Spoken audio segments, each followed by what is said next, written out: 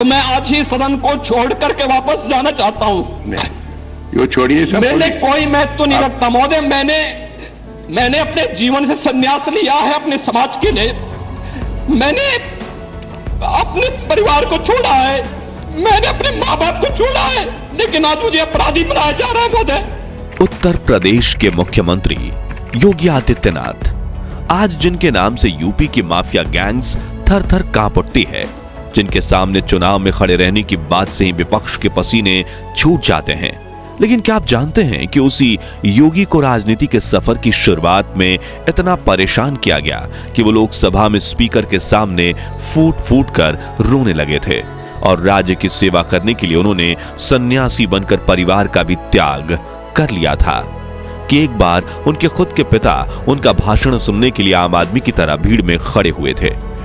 तब अपने पिता को देखकर योगी जी ने क्या किया, और जैसे पिछले 15 वर्षों से योगी आदित्यनाथ ने अपने व्यक्तित्व की ऐसी काया पलट कर दी है कि जो उन्हें धमकाते थे आज वहीं उन्हें सलाम करते हैं। जानेंगे आज योगी आदित्यनाथ के जीवन से जुड़ी कुछ ऐसी अनसुनी कहानियां जो आपके दिल में उनके लिए आदर सम्मान को 10 गुना बढ़ा देंगी। लेकिन उसके पहले नए दर्शक जल्दी से चैनल को सब्सक्राइब कर दीजिए। तो चलिए शुरू करते हैं योगी आदित्यनाथ की अनसुनी बातों का भाग 2। सबसे पहले बात करते हैं आखिर योगी आदित्यनाथ लोकसभा में फूट फूट कर क्यों रोए थे। तो साल था 1998 जब योगी आदित्यनाथ के गुरु अवैधनाथ ने राजनीति से संन्यास लिया और अपनी जिम्मेदारियां आदित्यनाथ को सौंप दी। उसी साल उन्होंने भारतीय जनता पार्टी की तरफ से गोरखपुर से लोकसभा चुनाव में हिस्सा लिया और 26,206 वोट से समाजवादी पार्टी के जमुना प्रसाद निषाद को हराया और सबसे कम उम्र के सांसद बन गए। अहम आदित्यनाथ लोकसभाया सदस्यत्वेन निर्वाचितः निश्चितेन परमेश्वरस्य नाम्ना सपे। जिसके बाद 1999 और 2004 के लोकसभा चुनाव में भी उन्हें बहुमत से जीत हासिल हुई। लेकिन प्रदेश में समाजवादी पार्टी की सरकार थी, इसलिए उन्हें काफी मतभेद का सामना करना पड़ता था।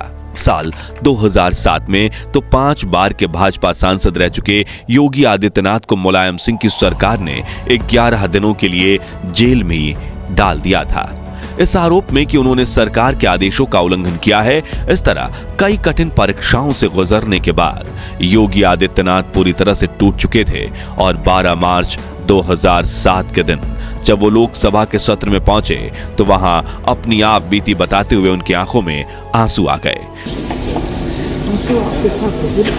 सर मुझे बोले डोंट बी। रोते हुए उन्होंने लोकसभा स्पीकर सोमनाथ चटर्जी से कहा कि मैं तीसरी बार लोकसभा का सदस्य बना हूं। पहली बार में 25,000 वोटों से जीता हूं, दूसरी बार में 50,000 और तीसरी बार लगभग 1.5 लाख मतों से मैं गोरखपुर से चुनकर आया हूं। लेकिन पिछले कुछ समय से मुझे राजनीतिक पूर्वाग्रह का शिकार बनाया जा रहा है।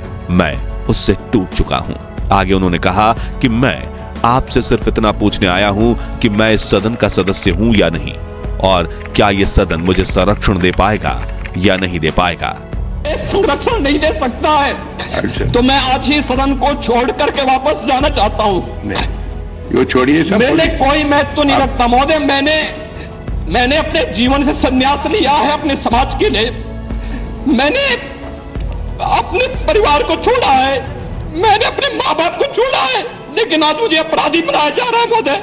उन्होंने बताया कि मैंने अपने जीवन से संन्यास लिया है, मैंने अपने परिवार को छोड़ा है, मैंने अपने माँ बाप को छोड़ा है, लेकिन आज मुझे अपराधी बनाया जा रहा है, और वो सिर्फ राजनीतिक साजिश के तहत, सिर्फ इसलिए क्योंकि मैंने वहां भ्रष्टाचार के मामले उजागर किए थे। क्योंकि मैंने भारत नेपाल की सीमा पर आईएसआई और राष्ट्र विरोधी गतिविधियों के खिलाफ आवाज उठाई थी और सदन में बराबर उसके खिलाफ सदन का ध्यान आकर्षित करता रहा।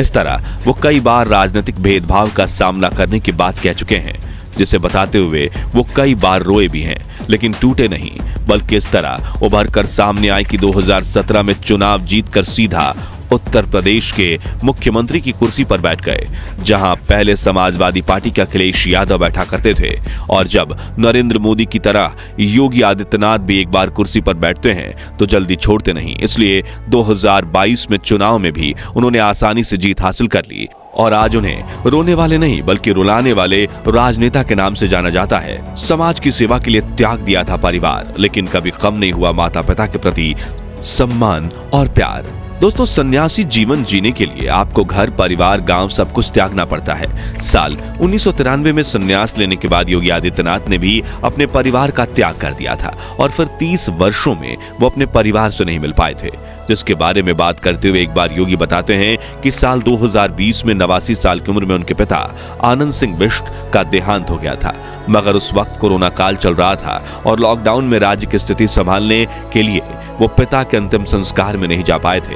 हालांकि बाद में वो अपनी मां से मिलने जरूर गए थे, लेकिन अपने पिताजी को याद करते हुए बताते हैं कि एक बार वो नजीबाबाद में चीनी मिल के उद्घाटन में गए थे और भाषण करते हुए उनका ध्यान सामने बैठी जनता में गया। जहां बैठे एक व्यक्ति का चेहरा देख योगी जी स्तब्ध रह गए। वो व्यक्ति थे उनके पिताजी आनंद सिंह बिष्ट। तभी उन्होंने तुरंत सभा खत्म की और अपने लोगों को कहा कि जाओ सामने से मेरे पिताजी को लेकर आओ। तब करीब 25 सालों बाद योगी आदित्यनाथ की अपने पिताजी से मुलाकात हुई थी। उन्होंने पिताजी के पैर छुए, फिर उनसे ढेर सारी बातें भी की। योगी आदित्यनाथ हिंदुत्व विचारधारा रखते हैं और जानवरों से उन्हें काफी लगाव है। वो गोरखपुर मठ की गौशाला में गायों को चारा खिलाते हैं और बंदरों को बजरंगबली का अवतार मानते हैं। इसी को लेकर उन्होंने एक दिलचस्प कहानी बताई थी, जब मथुरा के लोगों ने शिकायत की थी कि हमें बंदर काफी परेशान करते हैं, जो सुनकर उन्होंने कहा था, मैंने कहा बजरंगबली की आरती करना शुरू करो, हनुमान चालीसा का पाठ कर दो, बंदर कभी नुकसान नहीं पहुंचाएगा। योगी कहते हैं कि आपने मेरे फोटोज देखे होंगे, जिसमें जब मैं गोरखपुर कार्यालय में काम करता होता हूं तब एक बंदर आकर मेरी गोदी में बैठ जाता है, लेकिन असल में वो पालतू नहीं बल्कि एक जंगली बंदर था। तो ये योगी आदित्यनाथ का पालतू बंदर बना कैसे?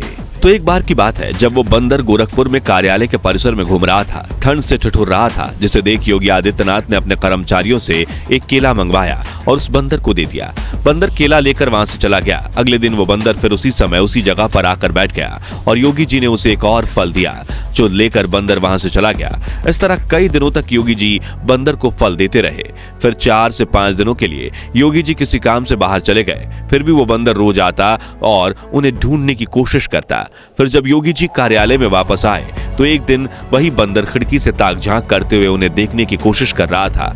अब उसकी इन हरकतों को देखकर योगी आदित्यनाथ को हंसी आ गई, लेकिन उन्होंने फिर एक फल मंगवाया और कर्मचारी जैसे ही फल लेकर ऑफिस में पहुंचा तभी बंदर आकर योगी जी की टेबल के पास बैठ गया और जैसे ही उन्होंने बंदर को फल दिया वो फल लेकर फिर चुपचाप वहां से चला गया।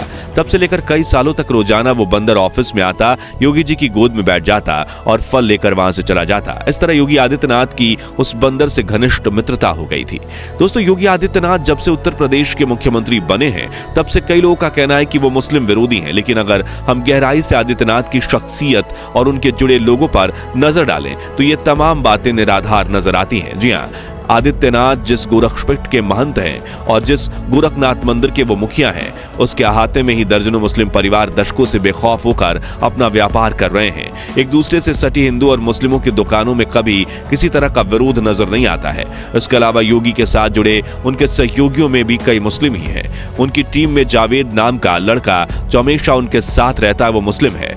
रिपोर्ट्स की माने तो उनके आश्रम में इस वक्त 400 गाय हैं, जिनकी देखभाल करने का काम इनायतुल्ला और उनके बेटे मान मोहम्मद को सौंपी गई है, जो भी मुस्लिम है। इनके अलावा एक और दिलचस्प कहानी यह है कि गुजरात के विजयनगर के निवासी गुरु गुलाब नाथ भी योगी आदित्यनाथ के घनिष्ठ मित्र थे, जिनका असल नाम गुल मोहम्मद खान था, यानी वो मुस्लिम थे और उन्होंने हिंदू दर्शन और आध्यात्म से प्रभावित होकर वैराग्य ले लिया था और संत बालक नाथ से दीक्षा लेकर खुद को गुलाब नाथ घोषित कर दिया था। जिसके बाद गुलाब नाथ जब भी गोरखपुर में मंत अवैध नाथ से मिलने आते थे तब उनकी योगी आदित्यनाथ से भी बातचीत होती थी और इस तरह वे दोनों इतने अच्छे दोस्त बन गए कि जब भी योगी गुजरात जाते तो विसनगर स्थित गुलाब नाथ के आश्रम पर ही रुका करते। योगी आदित्यनाथ से जुड़ी कुछ और दिलचस्प बातें ये भी हैं कि उमा भारती के बाद योगी आदित्यनाथ भारत के दूसरे ऐसे मुख्यमंत्री हैं जो हमेशा गेरुआ रंग के वस्त्र पहनते हैं। वो कानों में अष्टधातु से बना लोहे का कंडल पहनते हैं, गले में सोने की चेन में रुद्राक्ष की माला, कभी कभार वो रेबन के काले चश्मे भी पहनते हैं। योगी नाश्ते में दलिया, चना, सूखे मेवे और मौसमी फल खाते हैं। योगी अक्सर व्यस्तता के चलते दोपहर में भोजन नहीं करते और रात में 4 चपाती, 1 कटोरी दाल, खीर और हरी सब्जी जरूर खाते हैं। वहीं सोने से पहले 1 गिलास गर्म दूध पीते हैं। आज भी मंदिर परिसर में उनका दरबार लगता है, जहां वो लोगों की शिकायतें सुनते हैं और हर मुमकिन मदद करते हैं। 7 सितंबर 2008 को योगी आदित्यनाथ पर आजमगढ़ में जानलेवा हिंसक हमला भी हुआ था, जिसमें वो बाल बचे थे, लेकिन आज भी वो किसी से डरते नहीं है, बल्कि सीना तान कर चलते हैं और अपना हर फैसला उत्तर प्रदेश की जनता की भलाई के विचार करके ही लेते हैं।